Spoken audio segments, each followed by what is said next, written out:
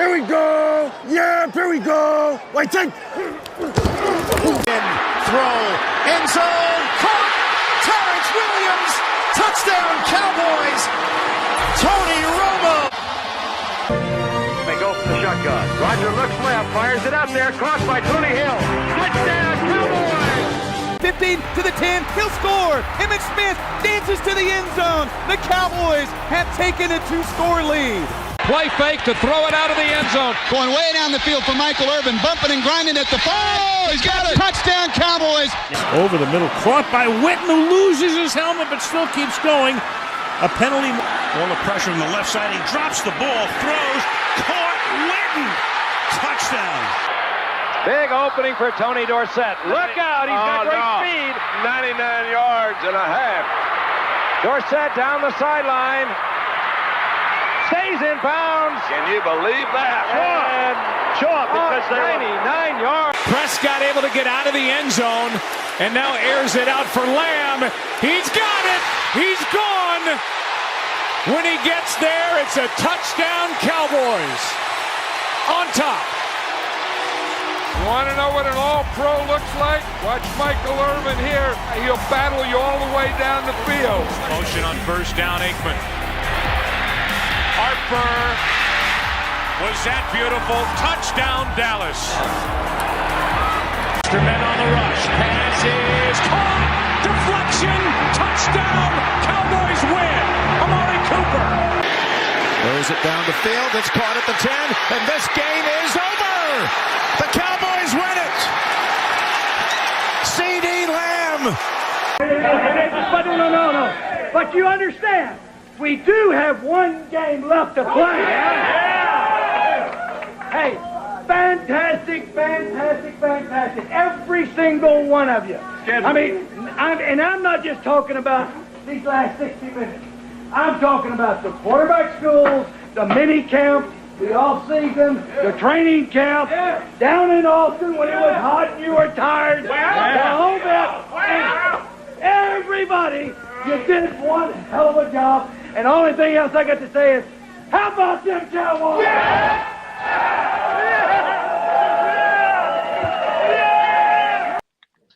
Welcome back, Cowboys Nation, to another episode of Sons of the Star. We are live here on X, so toss your questions or comments in here throughout the show. This is our second edition of our training camp preview show.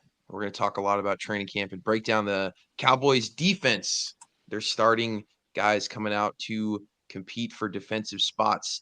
But first of all, I'm your host, Dallas. Joining me again is Cowboy Reg. What's going on, Cowboy Reg? How we doing? How we doing? I'm doing good. Ready to talk some Cowboys football. Some Jerry Jones. I got some things to say about Jerry.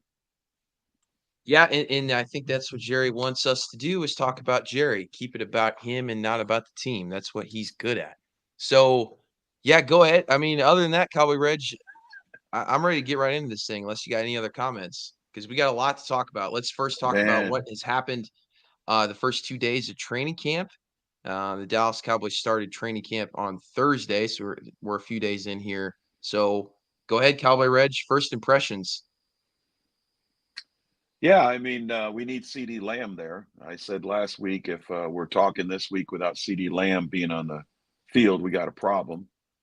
You got Jordan Love getting a contract. You got Tua getting a contract, and our big three hasn't got a contract. So it's been a tough week to watch all that happen and nothing happening with us. But the reports out of training camp are positive. You know, the coaches seem happy with what's going on. Players are working. We see some videos coming out. Dak slinging the ball around pretty well. Other receivers are getting work. That's the only positive thing about CD not being there, is other receivers getting work. Zeke getting some work. Good to see him back on the field. Super weird seeing him in number 15 for the Cowboys. It was strange seeing him last year, number 15 in New England, but to me, it's even stranger to see him with a 15 on his back playing in Dallas. So, you know, I don't know how I feel about that, but hey, more jersey sales for Jerry, right? That's what they say. Oh, you got to get a new Zeke jersey now? You think people will get a new jersey? There's no way. Sure, they will. I'm not, Why? but I didn't have a Zeke jersey to begin with. But yeah, I mean, yeah, the fans are going to do it, man. They're going to be buying those Zeke jerseys. Absolutely. Do you think so? I don't buy it. I don't see why you would buy a guy's jersey with a new number unless you never had his jersey before.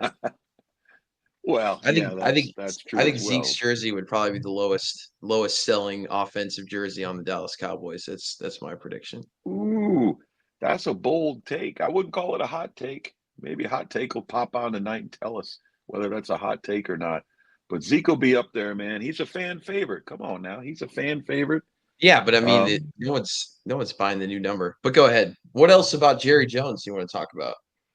Ooh, Jerry in that presser, man, that was brutal. I mean, I saw it numerous times where he cut Mike McCarthy off, he cut Steven off, and he just kind of rambled off after he was asked a question. He would ramble off. It reminded me of a yeah, I'm not going to go there, but it reminded me of a government press conference. Let's just put it that way.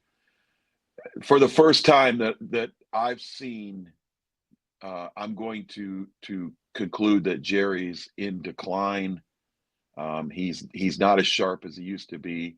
He's talking in circles, and somebody needs to take his keys away. You know what I'm saying? Um, I never thought I'd say this, but at this point, maybe Steven should take over. I don't know This if is that's any rough. It's better. tough to watch. I was very disgruntled about that press conference. You know, when he's talking about, you know, he's not going to pay. Basically, he's not going to pay 70% of the salary cap in 3 players, which I understand. I understand where he's coming from. I'm not sure that needs to be stated publicly, but then he goes on to say, you know, each day he wakes up and he expects, you know, some news to break or something to happen that will change that. I'm like, dude, this is what we're waiting for as fans. We're waiting to wake up Mhm. and have something happen. You're the freaking owner of the thing. You're the GM. You make it happen, bro. You make it happen. And we have no control. We just sit here and stress about it and talk about it. But you're the one in control. You're either going to do it or you're not going to do it. And if you're not going to do it, just tell us we're rebuilding and we'll accept it. And then we know, hey, we're going to win 5 games this year because we're rebuilding. Let's see what happens with the young kids. That's okay with me. But don't tell me we're all in and then don't sign the guys that we need to win. Okay. So for him to get up there in front of that mic and he didn't talk optimistically at all, he talked about basically doom and gloom. It's too much money and, you know, these things are complicated and we got, you know, salary cap issues and other teams have it. Other teams have salary cap issues as well. Bullshit. I just saw a guy get signed for the most money ever. And I'm not going to sit here and say Jordan Love's the best quarterback ever. He just got the most money ever, and we can't sign our guys. What's going on over there? Come on. Yeah, that's the issue is I don't know what Jerry's waiting for because as time goes on, the days go on, it only gets worse on his side of the bargaining table until they actually start playing. The only way it gets better for him is if your players go out there and don't perform, which is a bad news scenario for both parties. Like that's not what Yeah, you want to happen. What you want to happen is you want to get guys contracts done early. That way right. they're paid, they're happy, they can focus on playing, and then they can go perform. But as time moves on, it's not going to get any better. And you alluded to it, but more pressure is being put on the Cowboys when it comes to Dak Prescott because over the past few days, Jordan Love has signed a conference. He signed a contract for 220 million, 4 year, 220 million. So it's roughly 55-ish million per year.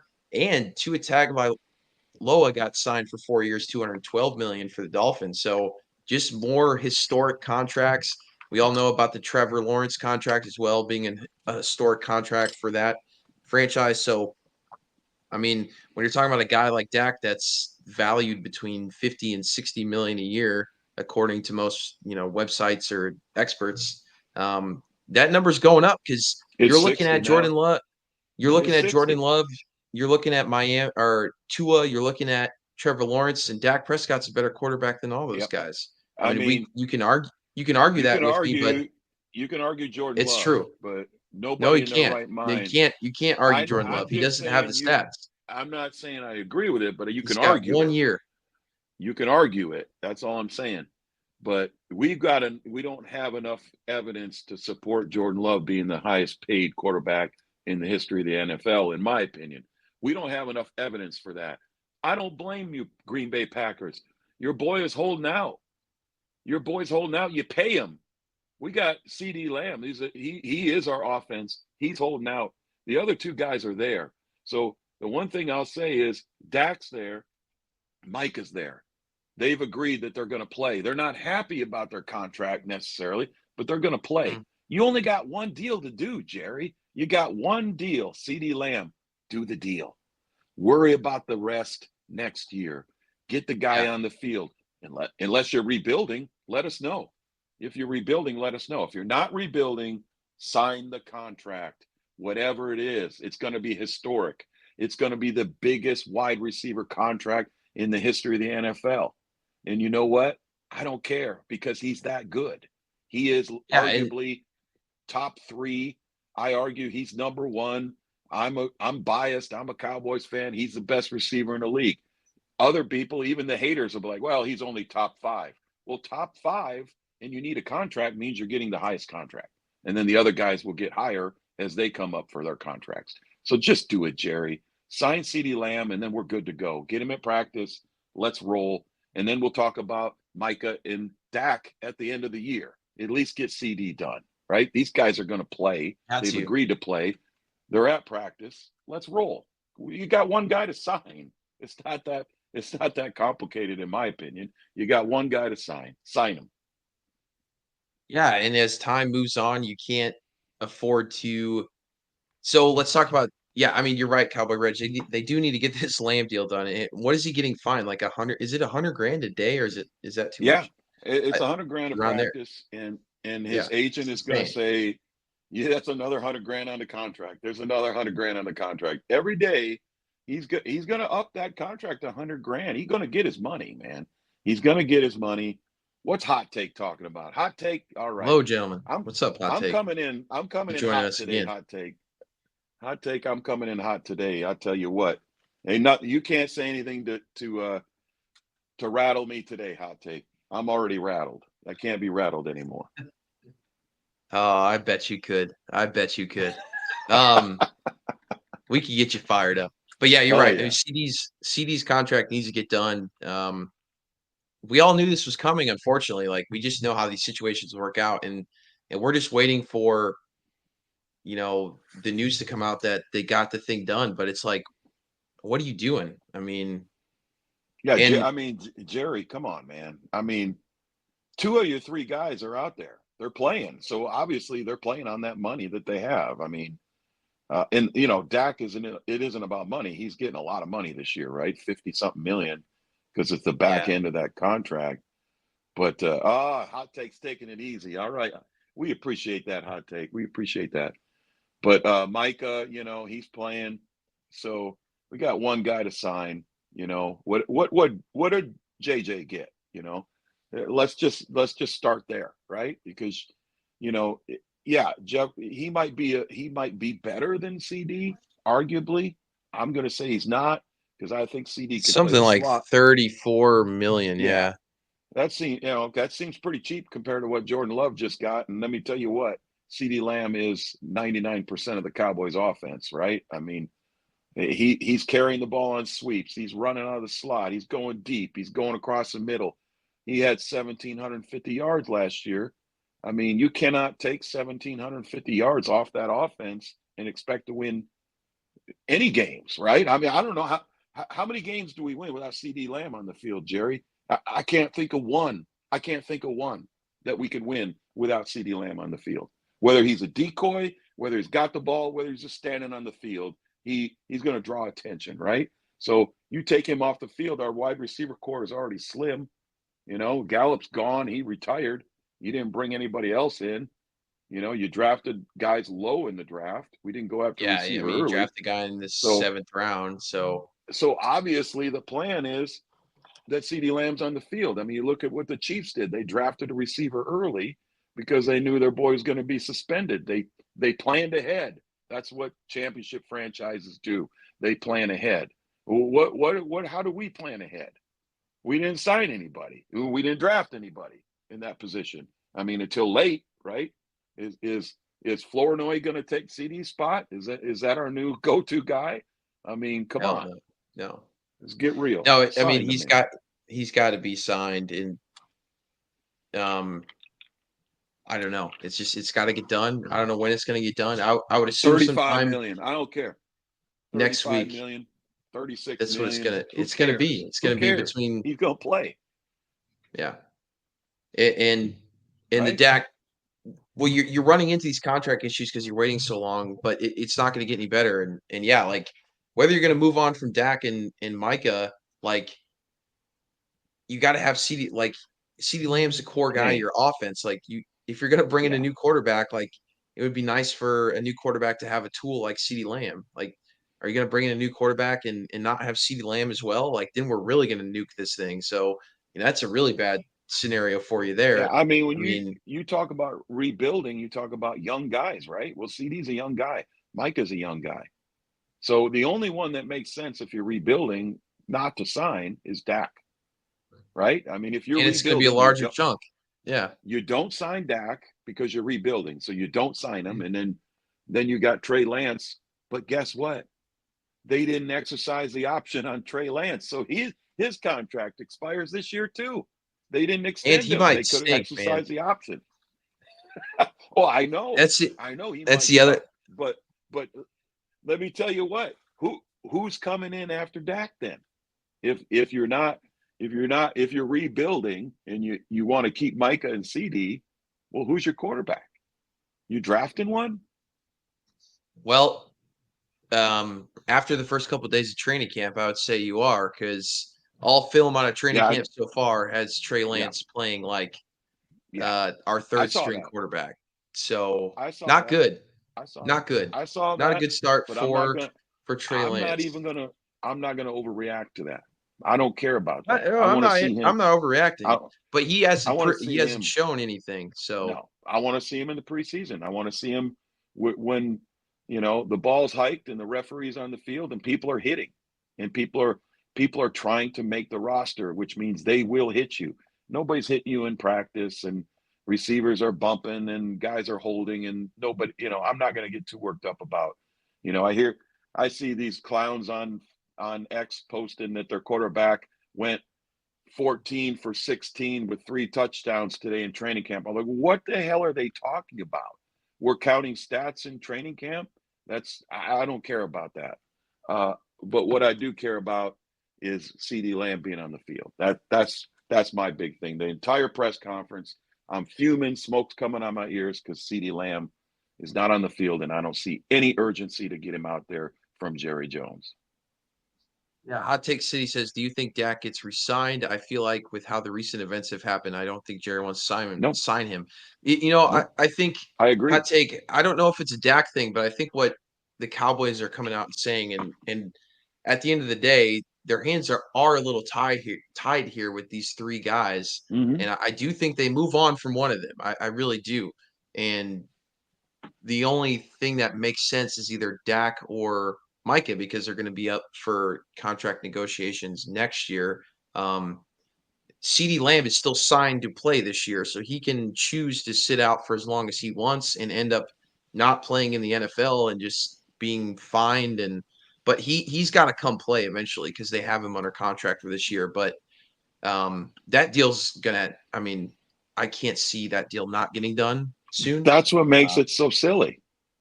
Exactly. He has to play. So the sit out thing it's a weird situation. Because we saw we've seen this before, but you have your guys that are going into potential free agency. But CD's got to play. So I don't know. He is under contract at the end of the day.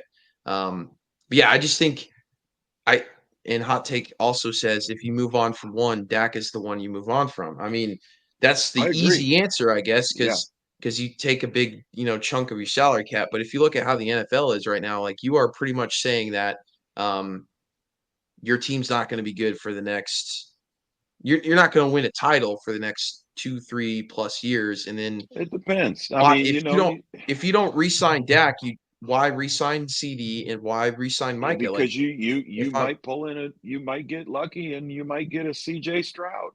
CJ Stroud's on the field last year with Mike on defense and CD on offense. They might be Super Bowl champs, right? oh, I mean, no, I don't know about I don't that. think so. I I don't mean, know. everyone wants to crown CJ. He won one playoff game. Yeah. Like, he Well, I beat Joe mean, Flacco. I mean, hey, that's great. It was a good Jordan win. Love just won a $220 million playoff game, and that got some people triggered when I posted that, and some people got triggered because they thought I was going after Jordan Love. I'm not going after Jordan Love. Answer this question: if Jordan Love goes out there and loses that game to the Dallas Cowboys in the first round of the playoffs and goes home, does he get a $220 million contract? No. Absolutely not. That was a $220 million game for him. And you know what? Good for him. I'm a fan. I'm good with it. Good for him. Green Bay, bad for you. You just spent $220 million on a guy who had a good season and a good game. And now you're rolling the dice. You might have a 3-time Super Bowl champ, or you might be begging for somebody to take him at the end of the year. It's going to be interesting. But the one thing I do know is I did get excited about that contract because I started to think about it. Who do the Packers play week 1? What is the NFL kickoff in Brazil? That's Packers and Eagles, right? Week 1. We can't have Jordan Love sitting out. We need Jordan Love on the field, right?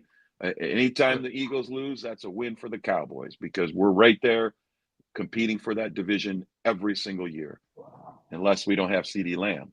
I don't know if we're anywhere but last place in that division without CD. I really think he is that good. What's Hot Take talking about now? He said CD is QB heaven, and Well, having him, you can bring in a rookie that would love to throw to him. Look what the Bears did for Caleb Williams. I mean, yeah, but Caleb that's Williams, basically what I'm saying.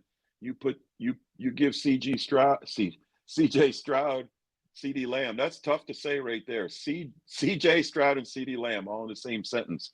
That you gets a still little. get one. But I mean, look, man, I how about agree. I agree with Hot I? Take on that one. But you're not in the current status of the NFL. You're not seeing quarterbacks winning within the first few years.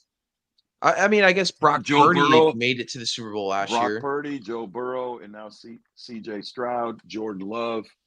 Those are all things that Jerry's looking at. Jerry loves the what do they call it? The sparkle and the strobe lights. That's Jerry's attracted to that, right? So Jerry's thinking right now he can move on from Dak, right? So I mean, It's a it's a huge gamble, man. yeah, I'm Gamble. not saying I agree, but I'm trying to get into Jerry's head, whatever's left in there. I'm not sure there's much left.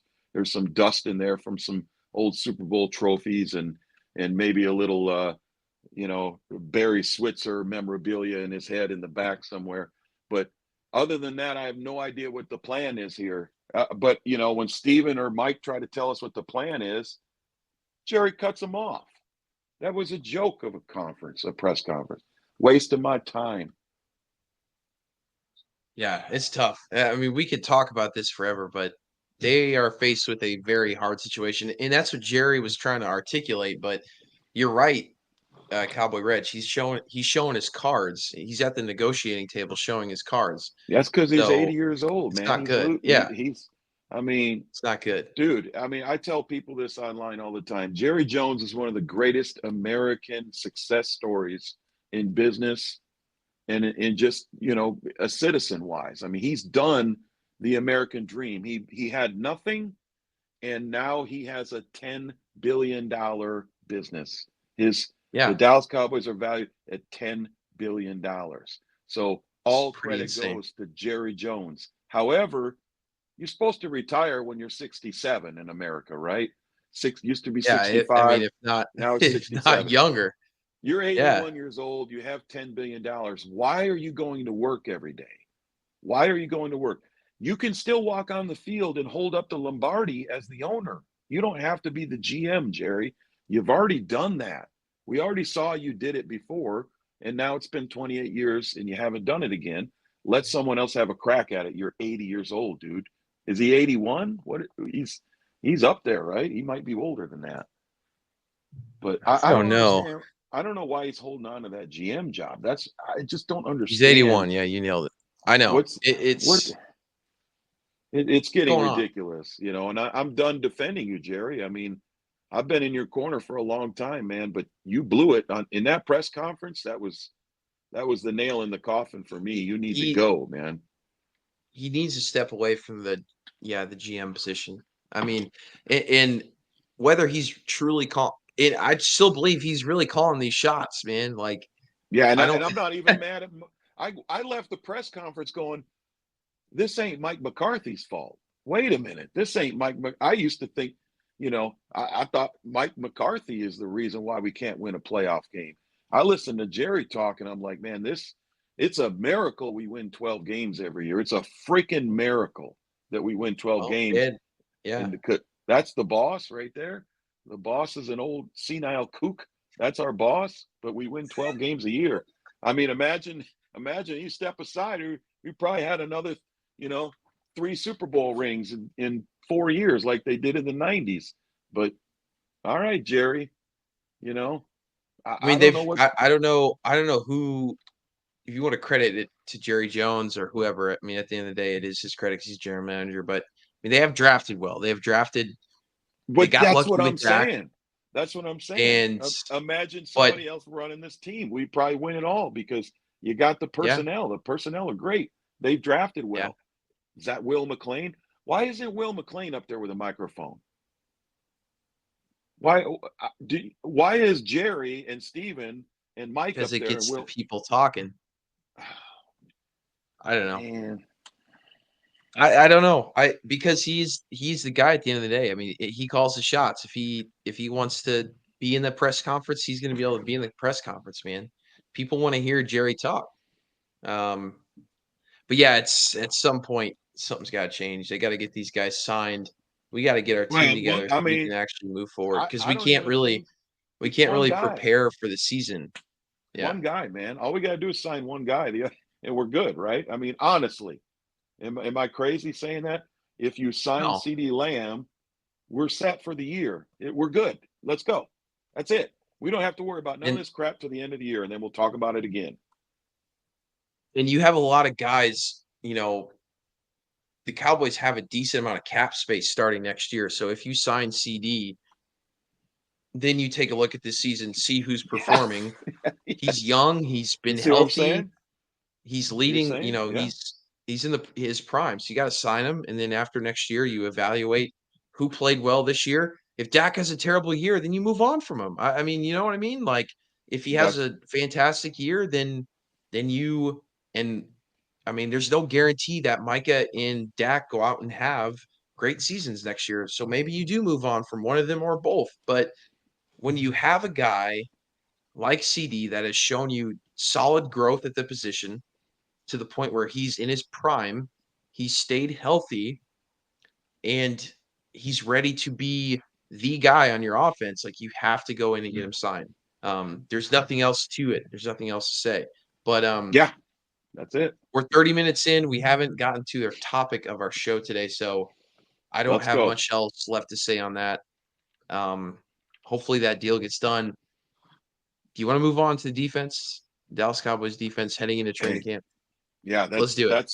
That's a positive right there. We got a healthy and nobody's holding out, and we got guys back. Yeah, I'm ready to roll I'm excited about this defense.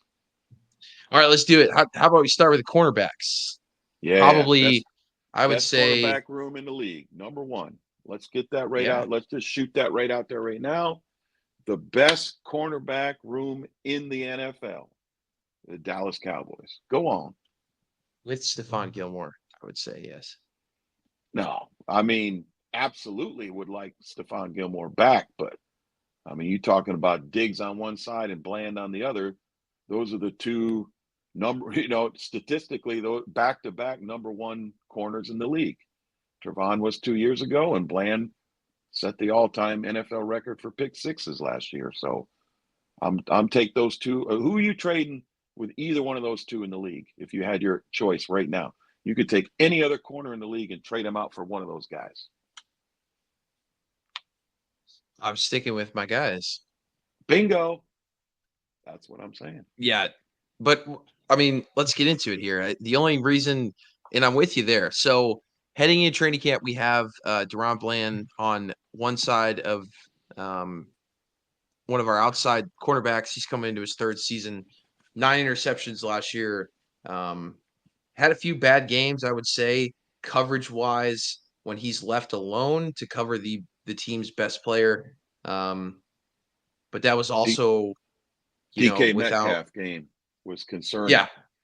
So there's DK the Buffalo Metcalf, game, the Detroit game, the Miami game, and the Seattle game that can concern you. But at the end of the day, for every, like I say, look, man, if you get burnt 3 or 4 times, and then you come back and get an interception that game, or a pick six, like that erases some of your mistakes. And he was taught, and he's supposed to play aggressive. So that's why you're seeing get burnt. But the DJ Metcalf lit him up, and with a minute and a half left, 2 minutes left, whatever, Seattle's got the ball, they're down 1 score, and Deron Bland dives, makes a diving interception to end the game. Mm-hmm. So I'm not when I say DJ Metcalf lit him up, but I'm also going to finish with Deron Bland won the game in the end.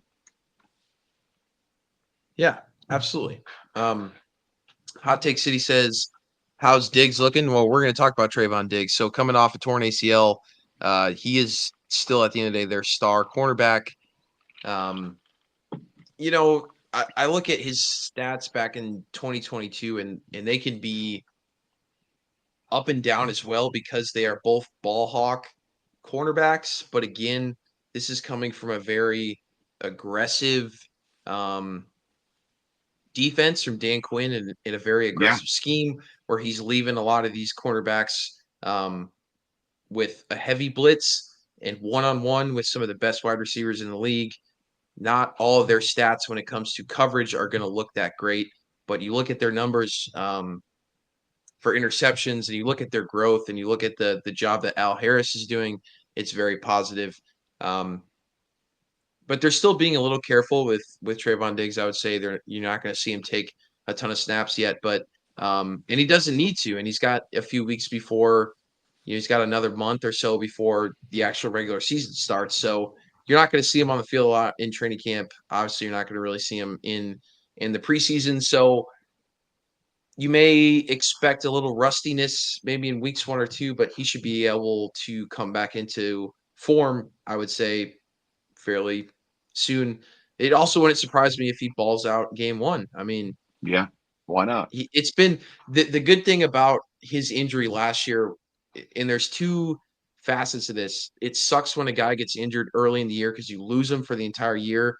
But what's good about being injured early in the year is that he can recover faster and be readily available for the following year. So luckily for Trayvon Diggs, he got hurt early last year, so he's had plenty of time to recover. He should be just fine health-wise going into week 1. Maybe playing-wise, he might be a little rusty week 1, but health-wise, he should look great. So I'm not really concerned with Trayvon. Haven't really heard any negative news in his camp. I heard he's moving well, and he's doing non-contact drills. He's running full speed. He's cutting. They just don't want him taking any hits. They're not putting him in pads per se, but he looked good. Yeah, I've seen film of him running and just doing some coverage type drills, backpedaling, side shuffling, catching the ball, just defensive stuff. He looks good. I mean, I think his knee will be, 100%. I mean, it's been a full year, right? He got hurt in training camp, so it's been a full year. But here's my question for you, Dallas. Who's the bigger star, Trayvon Diggs or his son? Because his son he gets the microphone, and that kid is talented. So if you had the option, which one do you want to interview you, Trayvon Diggs or his son? Who's the bigger star? His son's a star. What's his name? I can't remember his name. I know. He has so many videos on Instagram. He's That awesome. kid. Yeah, and he's doing more interviews with other people throughout the league. So, yeah, I would say his son is definitely a star, and Trayvon's pretty quiet. So, which is Yeah, funny. that's That's which what. is odd because that kid is like Yeah, not he's afraid to completely talk to outgoing. anybody. Yeah. Yeah, they're polar opposites. But yeah, his son's super cute. So after Trayvon, you know, waiting on Gilly. I don't know what's going on there, but he also hasn't been signed by any other team. We've talked about Right. that in previous podcasts, so we'll just kind of wait and see. But as of now, I'm going to move on from Gilly and just assume that he's not going to be on this roster. So after that, you have Jordan Lewis, who they brought back. This is kind of their slot cornerback. Yep. He's I think re-signing that the was I offseason. think it was a good decision to Yeah, bring him back. I really do. he's an eighth year veteran, and I would say just Yeah. reliable guy. Like you know what you're going to get with Jordan Lewis. He's not ready to be. He's not going to be a star of the league, but he's going to bring you consistency. Played around a lot of games, and he is your dedicated slot cornerback. And I think some of his maybe bad performances last year came when he got taken out of that role as being a slot corner, and with some of the injuries happening last year with Trevon Diggs and Gilmore also missed some time.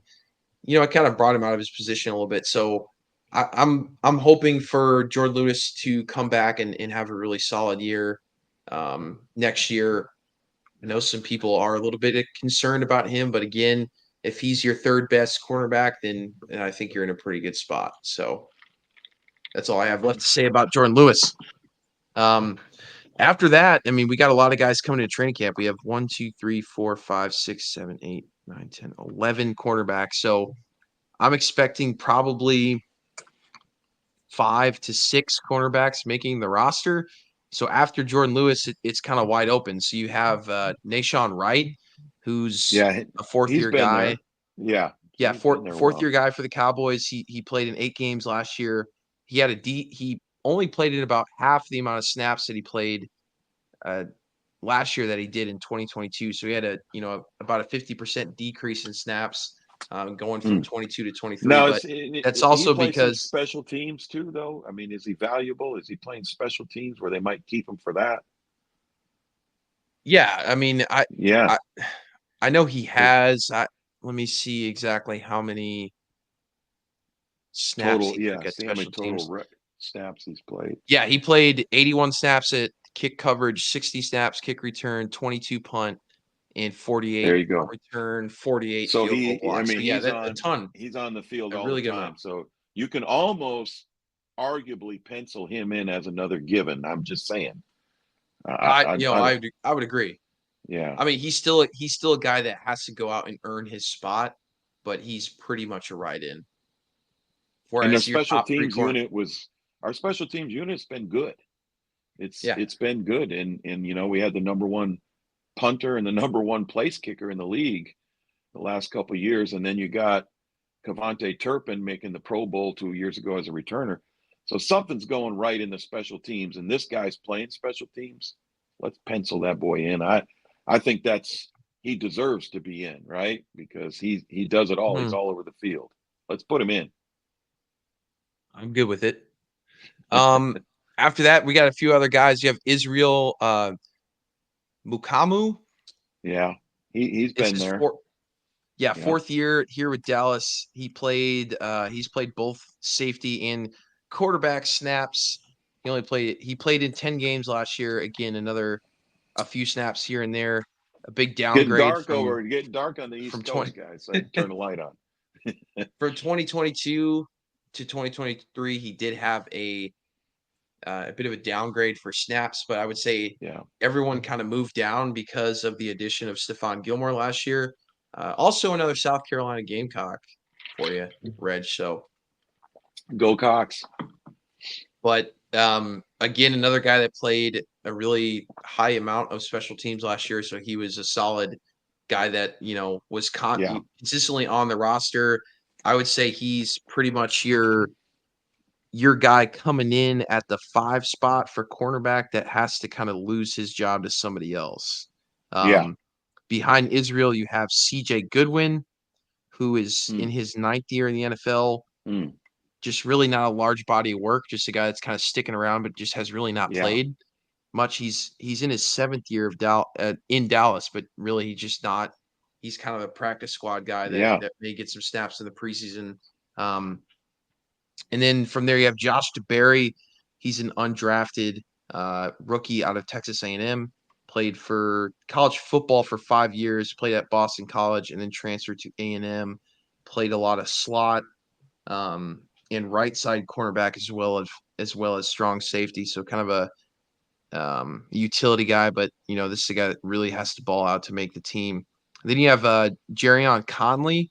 This is one of their UFL signings. Played for the DC. That's where he's from. Yeah, Played for the DC Defenders last year. I didn't like that when it happened because I don't know outside of kickers and a return specialist. I don't know if the UFL can bring definitely not a starting talent, right? Yeah, maybe he makes the team, but I don't expect anything out of him. He's gonna have to really perform to make the team. The only thing he's definitely gonna have an edge over some guys because he has just played spring football. And he was a solid, obviously a pretty good UFL player to get signed to come out and try out for the team. But he has played in the NFL. But the last time he has played in the NFL was back in 2019. He played for Houston and Oakland. Good tackler, good run defender, just shaky in coverage.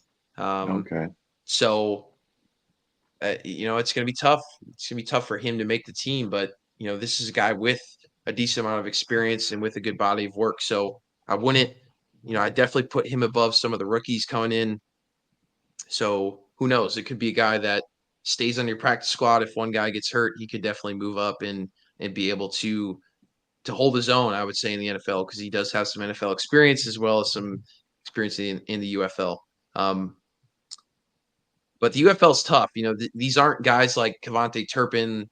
That's like just look at Kevontae Turpin. He's the MVP of the league, and he doesn't really get that many snaps in the NFL. So just remember, a lot of people will be hyped on the UFL because that's the only thing we have to go off of. But at the end of the day, this is like a secondhand league.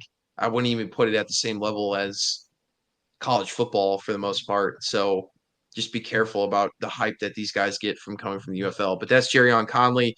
Not necessarily behind him, but next on my list is Josh Butler out of Mississippi State in 2019. He did have a good preseason last year. He played a lot of snaps for the Cowboys last year in preseason. This is a guy that has had some hype around him. He had a big interception on Cooper Rush the other day in training camp. So a lot of people are starting to look at him a little bit. This is a guy that's Cooper, he doesn't. One thing about Cooper Rush, he doesn't throw interceptions. So true. It's true, man. He'll throw the ball away before he throws an interception. So he must have been in the right place. I'll give him credit. I like that. I like a little uncertainty, and I like a little, excitement and promise because you go down this list. Well, this guy played this many snaps. We'll probably keep him. This guy plays special teams. We'll probably keep him. Now you're talking about a guy that's making plays in practice, and there's some excitement and hype around him.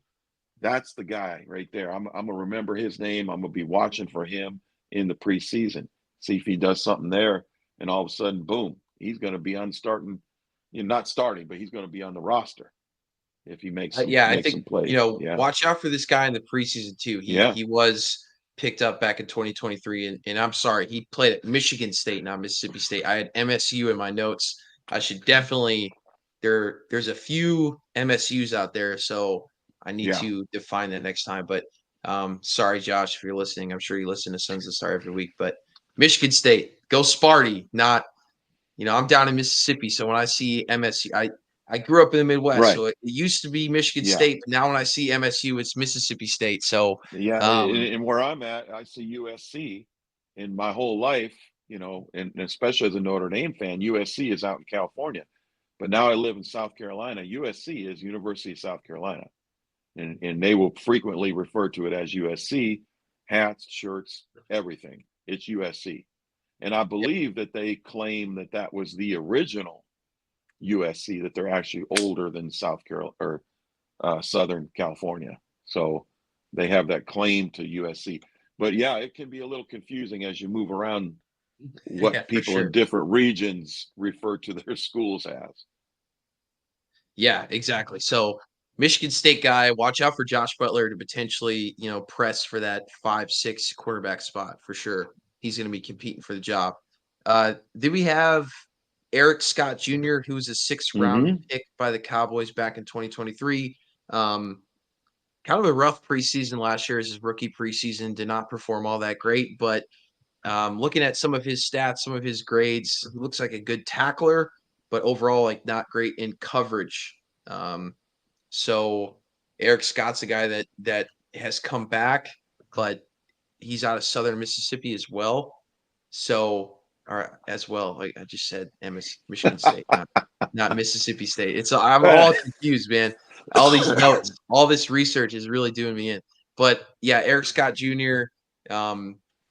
Is going to really have to perform this year to look to make the team. But he's out of Southern Miss. And then we have kind of rounding it off today. Our last cornerback is Kalen Carson. He is kind of one of the surprise picks the Dallas Cowboys picked this year. 5th rounder out of Wake Forest. Super physical cornerback. He had if you look at his stats in 2023, this most recent year, he looked really solid overall. Great run defender from the quarterback position and a great tackler as well. So, and I think what a lot of people are saying about him is that he's a super physical guy that loves to hit guys, might really fit in with a Mike Zimmer type defense. So watch out for this guy to make some noise. He's really going to have to prove himself. He's going to definitely going to get some snaps in preseason. So have your eyes on Kalen Carson as well. But I think we're in agreement here, Cowboy Reg. We have Deron Bland, Trevon Diggs, Jordan Lewis, Nashawn Wright, Israel Mukamu. Yeah. But after and Nashawn Wright, it's wide open, in my opinion. After Nashawn Wright, you're right. You're boom. right. And Nashawn Wright, as you went down the list, all of a sudden I started thinking, well, maybe we don't pencil him in yet. I might put him there, keep him where he's at, but let's not say that that's solidified, because when you draft a guy, you want to be proven right. You don't want to be proven wrong. You spent a draft pick on this kid. So he might be much higher than we actually list him there, just because he's a draft pick now. He's freshly picked, and they can look at him and say, man, we're going to teach him this, this, and that. He's going to be our guy. So some of these veterans that have been hanging around just playing special teams, you might be in trouble for your job. You better ball out in training camp, and you better ball out in the preseason. You better make a play and something we can remember you by. So then you might make the team. Yeah, man, it's cornerback's going to be interesting, and it's kind of like wide receiver. It's very much like wide receiver. Like, you're going to have a ton of guys trying out for a couple spots. Obviously, Bland, Diggs, and Jordan Lewis are cemented in. Nashawn Wright's pretty much penciled in, unless he just hasn't, if he just totally bombs training camp and preseason. But, from the 4th spot down, no one's guaranteed. So it should be interesting. Keep your eye on the cornerback position for sure. That's always a position where you look at and say, there could be a surprise guy there. And if Deron Bland he was a surprise. Yeah, guy, right? Exactly, man. Exactly. Hit a home run on him. No one saw that coming. And with a coach with potential, or I would consider the best cornerback coach in the NFL, in Al Harris, who knows who he's going to mesh with and teach a few things to one of these guys, and they're just going to take earlier, off. I meant to get this in earlier, and you just reminded me. We re-signed Al Harris. The Packers wanted him, but we got him. And you said in the Zimmer defense, are we potentially going to be as aggressive as we were with the Quinn defense as far as being a ball hawk? Well, my answer to you there is Al Harris. I believe these corners play the way Al Harris tells them to play, And I believe Al Harris has clout in the organization. And I'm sure when they brought Zimmer in and they said, Al Harris got the corner, Zim, you do the rest. Yeah. I do believe they give him that much. So my answer going back, the corners are going to be aggressive. We're going to go for pick sixes again.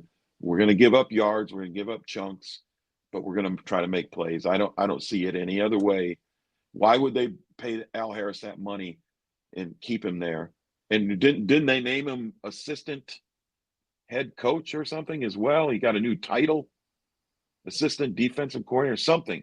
He's got a new title. He's moved up to the assistant defensive coordinator role, which basically means you are the top dog of all the positional coaches on defense, which is a big deal.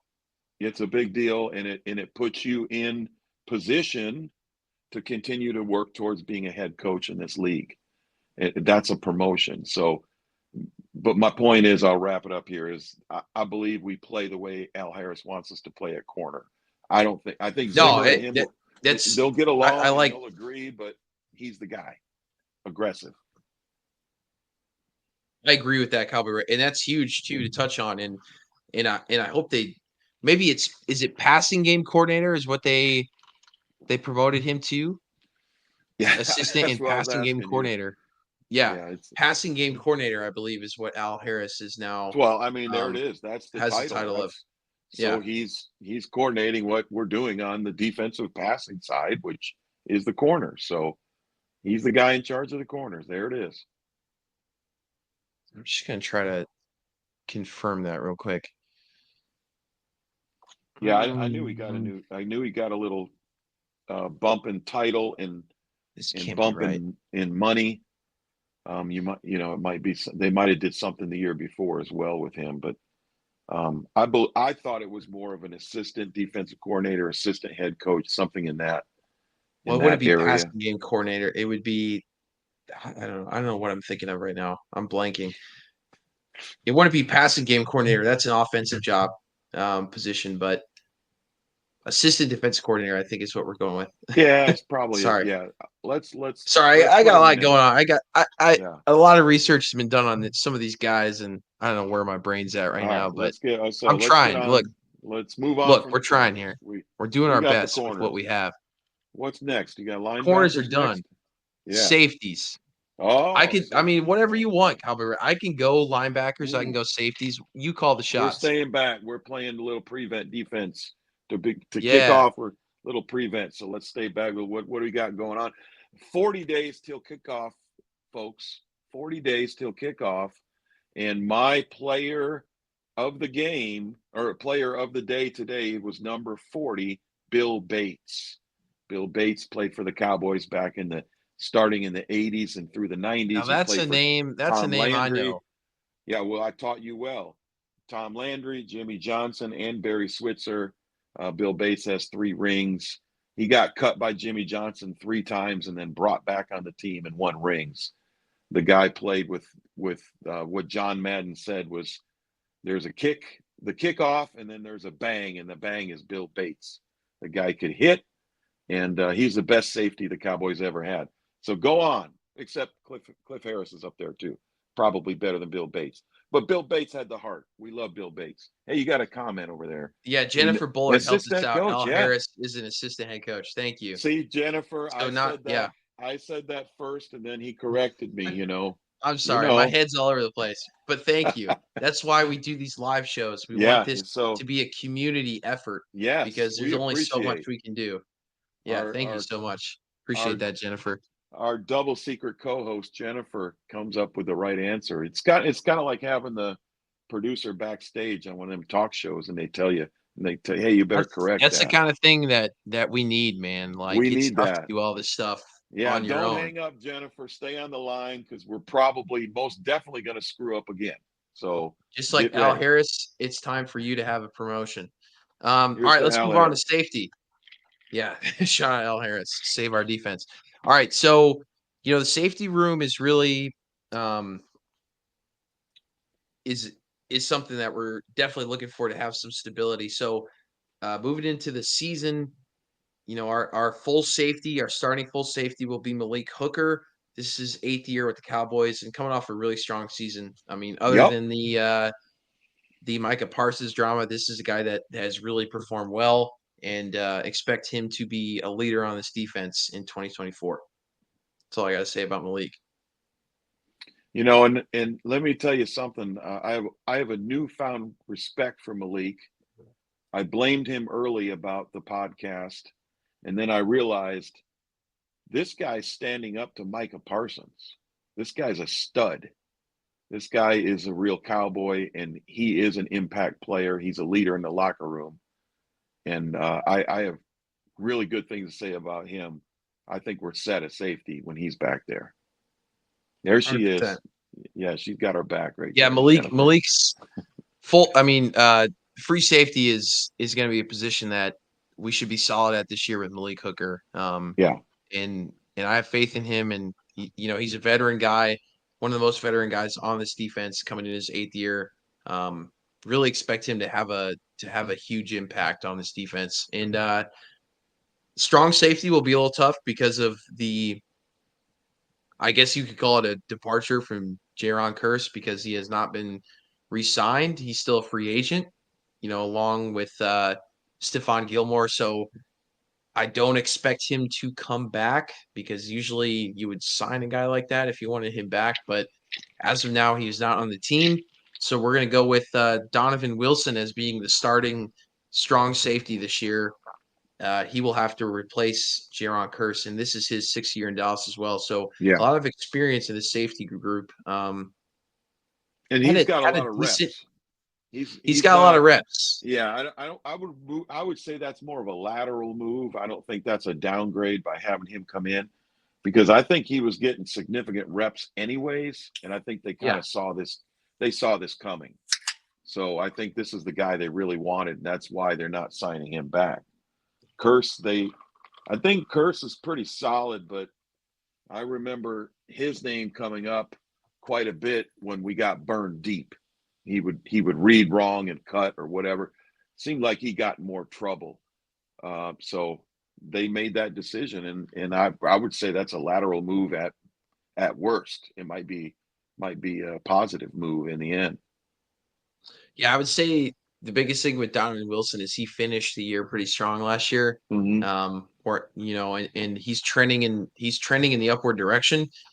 Whereas you can't really say the same thing about Jaron Curse. And I think most Cowboys fans have their issues with Jaron Curse, and I would kind of concur with that. But yeah, I don't expect him to be back. And I think that, Malik Hooker at free safety and Donovan Wilson at strong safety is going to be how our safeties look. From there, you kind of move on, and there's a lot of, I would say, not very household names past them. Hopefully your safeties stay healthy throughout the year, but these guys have to get breaks too. So there's a few other guys in the room. One of them is Wanye Thomas. He played 14 games in 2023. Not a ton of snaps, but he played in 14 games, mostly at strong safety. He's a Georgia Tech guy. Good coverage ratings, but not great run defense. That's kind of what his gradings have been in 2023, but that was the complete opposite. If you look at his college resume, he was a really good run defender and not so much coverage, but he kind of did the flip last year, but very limited snaps. Interesting. Yeah, that's interesting. So that's kind of your backup when it comes to strong safety.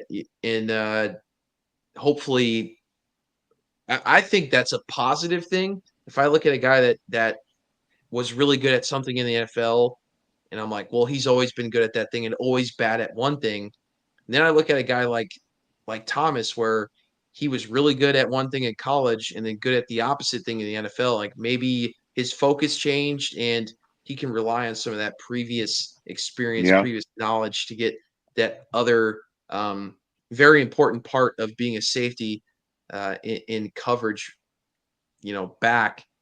I think it's a positive thing. I don't really get too caught up in that, but that's kind of our guy that's looking to be the backup to Donovan Wilson. I agree there. Yep. From there, you have Sheldrick Redwine. which is probably the best name on the Dallas Cowboys, I would say. That's a He's coming solid into his name. Sheldrick Redwine. He's coming into his 5th year in the NFL. He's a journeyman. He's played for Cleveland, the New York Jets, the Miami Dolphins, and Dallas. He only played in one game last year for the Cowboys. He played against the Commanders in Week 12, only for 7 snaps, and he had 1 missed tackle. So not really. He did play a lot at Cleveland, and they kind of gave up on him because he didn't really have great success in Cleveland his rookie year and second year in the NFL. So he moved on to the Jets. I mean, obviously there's something there because this guy's coming into his 5th year in the NFL, so he doesn't suck. Because if he did suck, he would be gone. But he's been with the Cowboys for this is his 2nd year.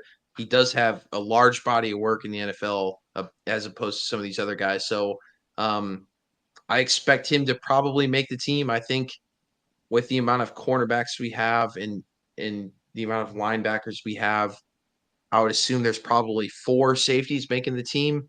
I would say this is the guy that's I think Thomas is your kind of shoe in for that 3rd safety role. Sheldrick Redwine is probably the guy that's leading the pack when it comes to your 4th safety, but there are some other guys there as well. There's Julius Wood, who's an undrafted rookie out of ECU, Eastern Carolina University. I think that's probably the only ECU out there, but just to clarify that. But this is a guy that he's Pirates. undrafted, but yeah, that great logo, great colors, purple and yellow. Always been a big fan of the ECU Pirates. Always been a big fan of their logo. I mean, I don't watch any of the games, but I like their logo and I like their colors. We're a big fan of the logo. Hey, man, that matters. Yeah, East Carolina University, like Jennifer said, ECU, go Pirates. So Julius Wood, really strong season back in 2023, good run defender and good tackler. The only dig on him is maybe some of his coverage numbers in stats. But again, this guy had a really solid season last year. It's a small school. Didn't really make the noise enough to get drafted, but I would keep an eye out for Julius Wood to maybe make the team, depending on how Redwine performs in training camp in preseason. So watch out for him. Behind him is Amani Johnson, who's played mostly strong safety as well. He's an undrafted guy out of Nevada, played 5 years of college football, all at Nevada. Really good season last year as well. You saw him play. You probably saw him play when you were at airport. Shout out to the Mountain West. Hey, Nevada's. I lost power in an earbud, so if this one goes dead, I'll have to throw on the speaker. It'll sound terrible, but I'm okay right now. I just got one, but I'm okay. Yeah, no problem. Cowboy Red still sound great, but yeah, Monty Johnson. Shout out Mountain West. 5 years in Nevada football. You got to give it out to a guy that played non-Power 5 football for 5 years. Like, I applaud that because with the transfer portal, this is a guy that was super solid. But who knows? He was good in coverage and a shaky run defender is my notes for Amani Johnson. So not too sure what his role is going to be. Another guy that's really going to have to ball out to make the team. But that's really what I have for the safety room. We're coming in with 1, 2, 3, 4, 5, 6 safeties. I would assume that 3, maybe.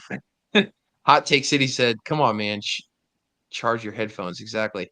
It's like it's our first show. Cowboy Red's got a lot going on, man. Come on, Hot Take. He's he's always on X, man. That's the problem. There's only so many Chargers, Hot Take, man. I'm trying to put out. There's only so many Chargers, and they always get lost. I got to put out content, man. I got to keep my phone charged first. That's priority. It's tough. It's tough these days for a content creator, especially a Dallas Cowboys content creator. But that's the safety room. That's what it looks like. Malik Hooker, Donovan Wilson, Wanway Thomas, your shoe-ins fighting for the job. You have Sheldrick Redwine, Julius Wood, and Amani Johnson, I would say. Moving right along here, let's talk about linebackers. Cowboy Reg loves to talk about linebackers. I love the linebacker position.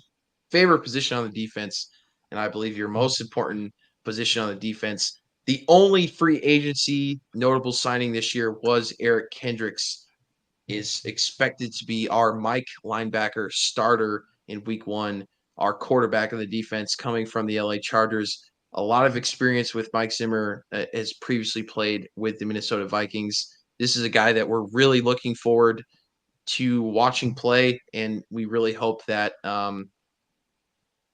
Eric Kendricks can have a big year. So I would Yeah. assume he is our number one linebacker coming in next year with the retirement of LVE. Yep, absolutely. And we signed him before LVE retired, and I said right on the show, LVE's done because we signed this guy. You sure That's did. LVE's replacement, and that's exactly, you just nailed it on. That's exactly what he is. He's the new LVE, and that's a good thing. That's a compliment. For sure. It's a guy that's a really solid run stopper. He has experience with the Mike Zimmer defense. He's probably already coaching guys up on some of the stuff that Mike Zimmer is doing. And by the way, a lot of reports have been coming out saying that the defense is really winning training camp so far, and Yep. Dak Prescott is struggling with the Mike Zimmer defense, which is a great sign. Like, don't worry about Dak Prescott. His body of work is already out there. We And want this is him. great. This is great for We Dak want him too, to right? struggle. If Dak has to face something he hasn't faced before, I love it.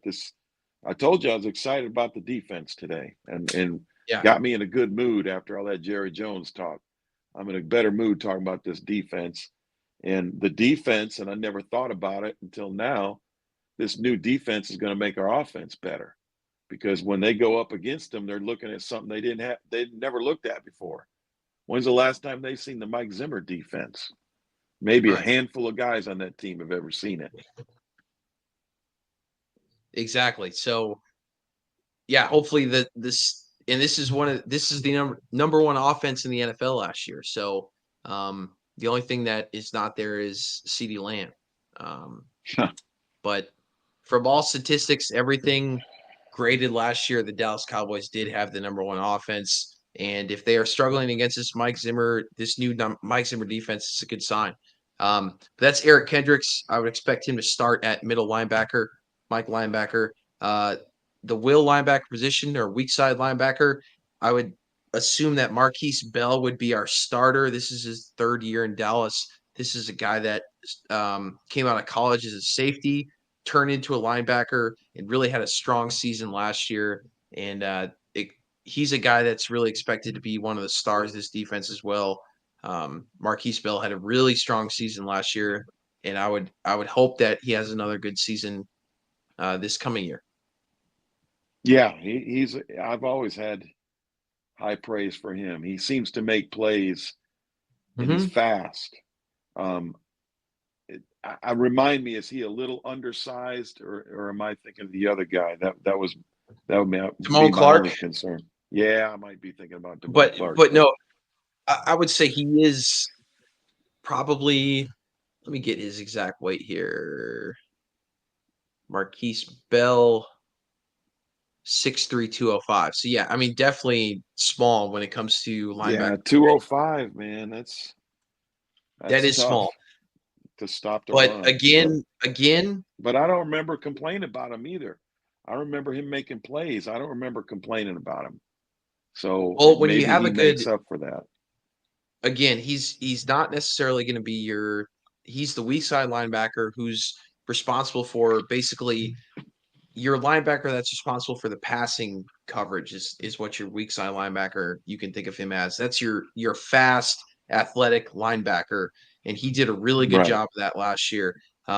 Yes, he may be a little undersized, but his coverage numbers are outstanding when it comes to linebackers. So when you pair that with an Eric Kendricks, who's a good run stopper, you pair that with a potential Overshown or Maris Leofau guy, that's a guy that's a strong linebacker and very valuable to your team. So, albeit he is undersized, as long as he maintains his status as a fantastic pass stopper at the linebacker position, it's a guy you're going to want to start on your team. And there's also Damone Clark, who kind of has the same role here as a will linebacker. He's in his 3rd year at Dallas. This is the guy that really struggled against the run last year. pretty decent pass coverage numbers, but he did all right. I would say Damone Clark is a guy that is a guy that should make the team, but is not a job that is concrete. He's not a Right. guy that's a complete shoe-in. Right. So that's what I say about Damone Clark. Other than that, we have some guys that are really going to be competing for. What about Micah? That's the other note I have here. So Mike is another guy I that can saw film that today. can play Him playing linebacker. Yeah. So really, you have middle linebacker pretty much solidified with Eric Kendricks. Will linebacker, you have probably a mixture between Marquise Bell and Damone Clark, and some of the other guys coming in. At the strong side linebacker, the guy that's supposed to stop the run, and be your most physical linebacker, you have Micah Parsons, who should be mixed, in the mix there. You have Maris Leafau, and you have All right. Demarion Overshone. Yeah, you got him. So that's what we're looking at there. That's really the position that's open right now when it comes to our linebackers. If we play a 4-3, you have Eric Kendricks, you have Marquise Bell starting on that linebacker role there, but the other guys are going to be competing for that spot. Mike is definitely going to mix in there in place some strong side linebacker, but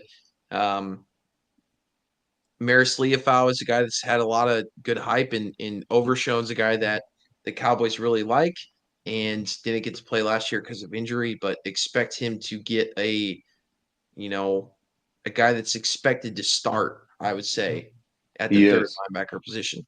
Yeah, they got high praise for him. Other than that, we have some guys competing for jobs. Really, the only guy with any experience last year was Buddy Johnson. He played in he had a few special team snaps last year. He played in 2 games overall, or he played in 1 game overall. He played in week 18, 2 snaps, week 18 against Washington. So really not a big body of work there. Again, really competing to make the team. You have Willie Harvey, who is a undrafted guy out of Iowa State. He's kind of been around for a while. Hasn't really made a team yet. I'm sorry. These guys are just, you really have to search deep to find any of their. These guys are long shots here. They're long shots. Yeah, exactly. Yeah. So he's got no NFL snaps. He is he got picked up by Cleveland back in 2019, undrafted, coming out of Iowa State, never played in the NFL at all. So that's Willie Harvey. Wait, is this another UFL guy? No, he's not. Never mind. You're on speaker. We're on speaker. Hot take. That's fine. That's fine. Earphones are dead. Rock on. No, Willie Harvey was. I know for sure that this was Willie Harvey was definitely a UFL guy. Let's see here. I apologize for our listeners. I just want to get this stuff right.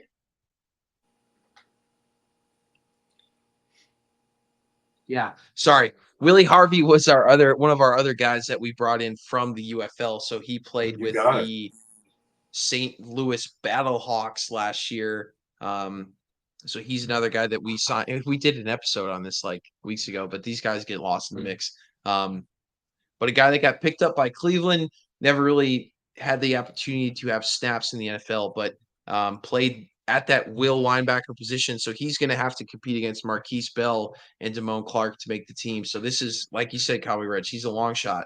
And no headphones. Hot Take City said, come on, man. What is this? I'm not watching anymore. No headphones, no watch for me. Damn. Hot Take City. And Jennifer Bullard said Bell over Damone Clark. 100%, Jennifer. You're spot on there. But yeah, Willie Harvey's a guy that's, another UFL guy. he played a lot of football in the spring, but is a guy that's really, he's got to overtake two guys that have NFL experience. That's going to be pretty tough. But sorry, Willie Harvey, I didn't really have the correct bio on you, so I want to give you your due diligence. But yeah, we talked about Buddy Johnson, and we touched on Maris Leofau kind of being a guy at Notre Dame. We've both watched a lot of football from Maris Leofau. A lot of promising news from the Maris Leofau camp as a guy that could potentially be, a strong side starting linebacker if DeMarvion Overshone doesn't really come to fruition like he's supposed to. So watch out for that. We also have Brock Morganson. Brock Mogensen out of Minnesota. No, South Dakota. Undrafted. South Dakota. Undrafted rookie out of South Dakota. Damian Wilson is from Minnesota. So that's what I got from the linebacker room. Okay. I know it's a lot there. Sorry I jumped around, but there's a lot of guys out there that don't have a lot of stats easily available. It's hard to find a lot of information on these guys, but really what it comes down to is we got Eric Kendricks, we have Marquise Bell as our two definite starters. A lot of people expect Overshone to be that third starter. Maris Leofau is competing for that spot as well. And then you have Jason Johnson, Willie Harvey, Buddy Johnson, and Brock Mogensen as guys trying to make the team. And all these linebackers can really play at any position. So we'll see how that turns out. And obviously, Damone Clark is another guy that probably makes a team. All right. That's a lot, Cowboy Reg. I know. We're getting through this here. We got two more positions to cover, and then that's it for our training camp coverage. It's a lot to go over today. So let's talk interior defensive line. All right. So we are losing Jonathan Hankins and Neville Gallimore to the Washington Commanders because they like to pick up all our has-beens. Backups. They like picking up our backups. Exactly. So another important spot for the Dallas Cowboys, another spot last year that got, criticized pretty heavily. But I would say the bright spot to the interior defensive line has been Osa Odighizuwa kind of being that number one guy. I've been telling you. Yeah. That's my man. He is our number one guy coming in at the interior defensive line. Expect him to be the guy next year. This will be his fourth year as a Dallas Cowboy. He's a former third-round pick out of UCLA. So he's really our guy. Osa Odighizuwa, we started hearing the name last year. Expect to hear a lot of that next year. Chauncey Golston is another guy that had a decent season last year. He's probably our number two coming in at the defensive interior position. Yeah.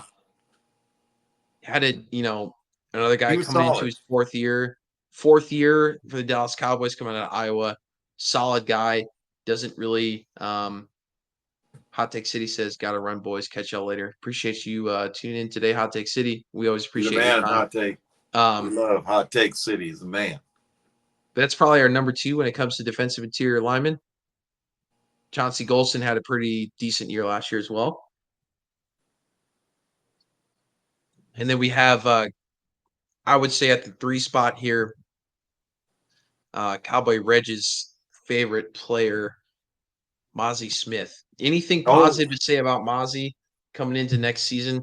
This is a guy that really needs to step up. Remember, he is a first-round pick back in 2023 out of Michigan.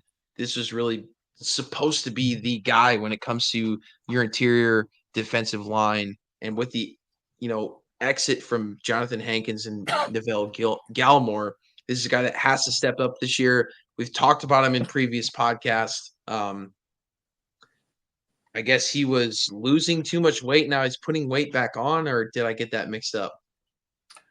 Yeah, Quinn trimmed him down to linebacker weight, but he's supposed to be a defense. He's supposed to be a nose guard, right? He was a beast at Michigan. You know, he was Yes. a dominant nose guard. He loses like 40 pounds under Dan Quinn, and he gets pushed around in the NFL like a rag doll. So I have not had anything good to say about him as a Notre Dame fan. I didn't have anything good to say about him before he got here, but he was a great player in college. I don't know if that's his fault or Dan Quinn's fault. So my attitude on him is he's got to prove to me that he could be a nose tackle, interior defensive lineman. I don't even know if he could be that guy anymore based on what I saw last year. Yeah, he's going to have to put weight on and stop focusing so much on the pass rush.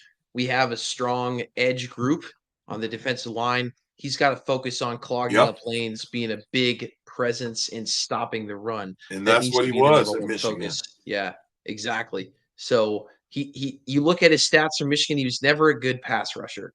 No. And they try to turn him into a pass rusher, and that's not his job. So hopefully Zimmer. Let's see. Jennifer has something here. Mozzie has gained half of his weight back. He was fast off the line next to Sam in film yesterday. So talking about Sam Williams there as a strong edge rusher for the Cowboys. So yeah, exactly. So like we said, he's supposed to be a heavy guy, clogging up lanes, stopping the run. But again, it's encouraging to hear that he was looking fast as well, but we don't really need him to be a pass rush guy. We need him to be a run stopping guy. So hopefully that's what they're focused on. Hopefully that's Mike Zimmer's focused on. What we've heard is Dan Quinn had him in the wrong role, had him doing the wrong thing. So let's hope that's the case and he performs well in 2024. Sabotage. You know how I feel about Dan Quinn. Sabotage. Exactly. So after that, we have a 7th round pick out of Auburn, Justin Rogers, who was our last pick in the 2024 draft. He's another interior defensive lineman. Not really much to go off there other than some college film. And then we have Denzel Dixon, who is an undrafted guy out of Illinois. Again, these are guys that are really going to have to perform to make the 53-man roster. And you have Carl Davis Jr., who did play a little bit of football last year. This is a guy that was drafted back in 2015, so he's been around for a minute out of Iowa. He played in 3 games last year. He played in the Buffalo, the Miami, and Detroit game at nose tackle. Played a total of 30 snaps for the Cowboys last year. Really not great stats here. He's played for New England, Jacksonville, the Colts, Cleveland, and Baltimore. So another journeyman. Wow. He's been around the league for a long time. So I would say he's kind of your shoe-in for that 4th interior defensive lineman job, and the rest of those rookies are going to have to see that job for them. But that's how the interior defensive line is looking. It's looking a little shaky after the exit from Hankins and Gallimore. But this is really, I think it comes down. I think Osa Odighizuwa is going to have a good year. I have faith in Chauncey Golston as well, but Mozzie Smith is just really, the sore thumb in all this. He's going to have to perform. Yeah, and you hope that he gained half his weight back. You hope that weight gain back was muscle. If he gained half his weight back by being in the gym and increasing muscle, then he will have more power and he will be able to stop the run. So hopefully he did the right things. Yeah, and moving right along here, trying to finish this thing up, we have our last group to talk about today is the defensive end position or the edge rusher position. So right away you have Micah Parsons. Obviously, no one's taken that spot from him. DeMarcus Lawrence. This is probably one of the second strongest positions, if not the strongest position on the Cowboys defense. You can argue that with cornerback. DeMarcus Lawrence and Micah Parsons as your left side and right side edge rushers, best duo in the league, I would say. Just really guys that are fantastic at what they do. No one's taking that job from them. And then you have Sam Williams as kind of your third guy, and Marshawn Nealon, who's the guy that they drafted in round 2, who we expect. Looked at some of his tape. He looks really solid. This is a guy that, he's going to be fighting to make the team, but he hopefully he has a good preseason and training camp and can maybe make the team. And you have Fahoku Jr. coming out of San Jose State. He was picked up back in 2023 by the Cowboys. Hasn't really played any NFL snaps, but he's another guy fighting to make the team. You have Durrell Johnson. He is a undrafted guy out of Liberty. Been with the Cowboys this will be his second year. You have Byron Vaughns, who is a undrafted guy out of Baylor this year. So not a lot of film on him other than college, but we'll see. And Tyrus Wheat, who played in a little bit of games last year out of Mississippi State, the real MSU. There it is. So look out for Tyrus Wheat as well. Jennifer says Sam Williams has made much improvement. Just needs to tone down the penalties 100%. Yep. Yeah, he's a guy that hopefully, has a good year. We are losing Dorrance Armstrong. We have lost Dorrance Armstrong. So there is a guy that has to be that strong number 3 at the edge position behind DeMarcus and Micah. So look out for Sam Williams to be that number 3 guy. But again, that's a big position when you talk about roughing the passer penalties, hands to the face. They're always rushing the passer, and those penalties can be very costly for your defense. So he definitely needs to be disciplined there. But that's the entire defense breakdown. That's all I got, Cowboy Reg. I know it's a lot of work, a lot of research. We appreciate y'all tuning in. Any final shots, Cowboy Reg, before we log off today? Thank you for the research you did and keeping up with those stats. That was awesome. I learned a lot just being here. I learned a lot today, so thank you for doing that. I know you put in some work prepping for the show. Guys, I just jump on, and I'm just here to make you laugh. This guy does all the work putting this together, so thank you for doing that. That's not true, Cowboy Reg. You do the day-to-day. You do the groundwork. There you go.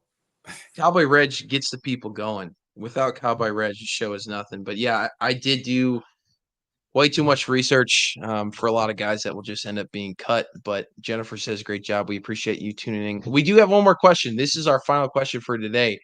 CJ Shiesty. If Dak departs Dallas in 2025, who are your top 3 options to replace him? Wow. Can I start? Yeah, absolutely. I'm going to start. Well, number 1 is Trey Lance. This guy that's within your organization. Hopefully he improves, but that has to be their plan as the potential replacement for Dak. Number 2, I would say you have to look at drafting a guy. I don't know who that guy's going to be. I don't want to assign a guy to a draft position yet because we haven't been able to watch any college football. But after the college football season and they don't sign Dak, ask me who they plan on signing, and I hopefully can tell you. But from off the top of my head right now, I don't know if this is not going to be a very strong quarterback class. This previous year draft class was very strong in quarterbacks. This upcoming year has not been so strong. Right. So I don't know about that. But number 3, I guess I would say the only guy popping into my head right now would be Justin Fields. And Cowboy Reg is going to hate that. But, I mean, can you think of another guy that might be available in 2025? Yep. You ready? What's Captain that? Kirk. Captain Kirk. Oh God. Oh no. No way. How isn't he signed to like a 3-year? And who did they draft? And who did they draft? They drafted his replacement. So they're gonna trade him? Why did you draft the guy first round quarterback? You don't draft him. Yeah. You don't draft him to sit on the bench for 2 years. You might draft him to sit on the bench for 1 year and learn from Captain Kirk and let Captain Kirk go. So, hey, if Dak's gone, it's Trey Lance and the wild card to me. And I know I haven't heard anyone else talk about this. Put that tinfoil hat on. This is just some of these things I come up with, I think Kirk Cousins will be available, and I think he's still got something left in him.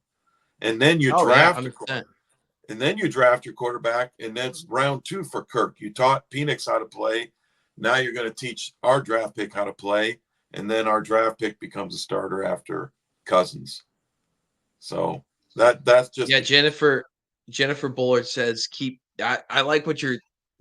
I mean, you might be onto something there, Cowboy Reg, because like I said, I don't know what other veterans are back out there, but Jennifer Bullard says keep Dak for 4 more years. I'm waiting on Arch Manning, and yeah, that's something. You're not going to get a lot of Manning love from this podcast. I hate to tell you, no. Jennifer. I hope that's not a deterring factor, but they can produce some good quarterbacks. Let's see what Arch. CJ Shiesty says Arch Manning in Dallas would feed families. You know exactly what that means. I think he means content-wise that would feed some families. I think Yeah, that's what he means there. I But think he's going with that. Jerry Jones would love that kind of hype, and he's probably right. That's a Jerry move right there.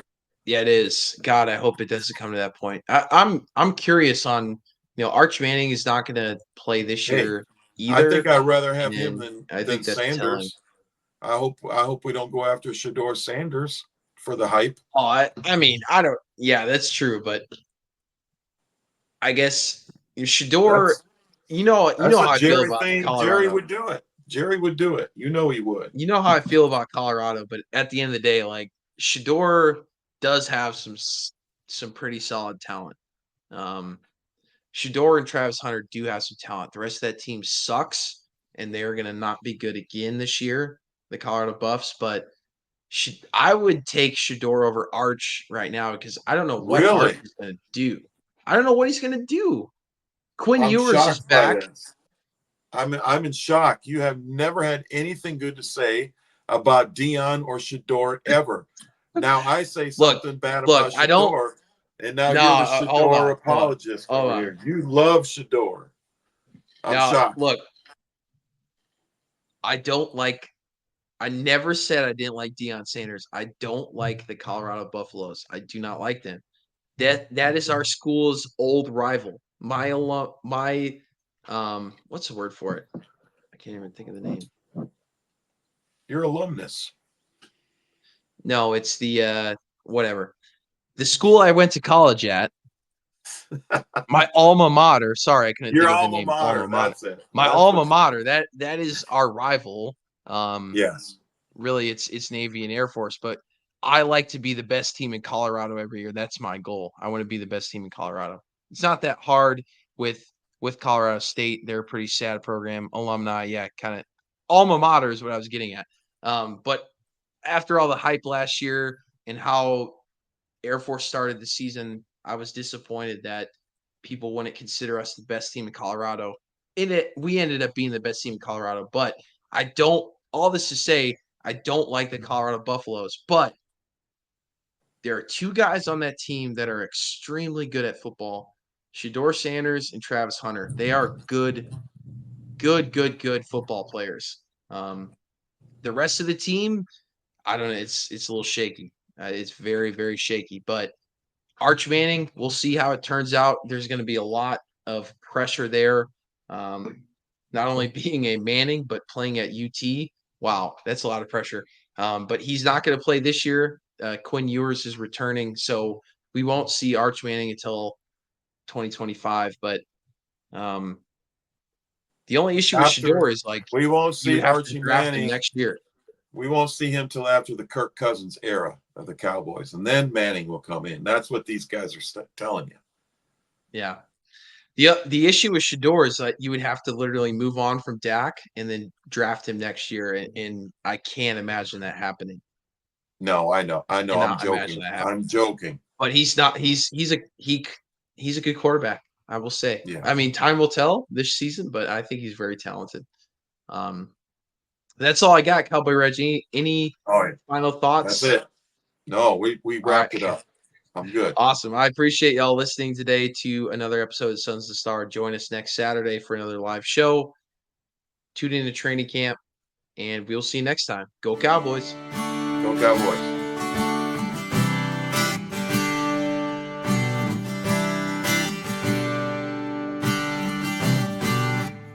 Bye.